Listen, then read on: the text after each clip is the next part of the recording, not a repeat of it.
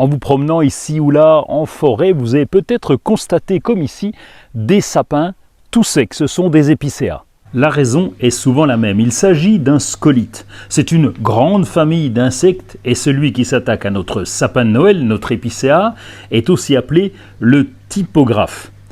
L'épidémie a commencé chez nous, ici dans le Grand Est. Elle se propage un peu partout en France. La bestiole va creuser des galeries sous l'écorce. Elle y dépose ses œufs et ainsi de suite.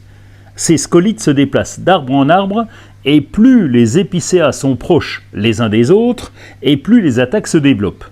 Si l'arbre est atteint, il ne reste plus qu'à couper et détruire la plante pour éviter le développement de cette bestiole.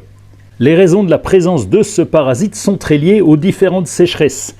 L'épicéa est une plante qui a besoin d'eau. En général, on le plante au-dessus de 800 mètres d'altitude.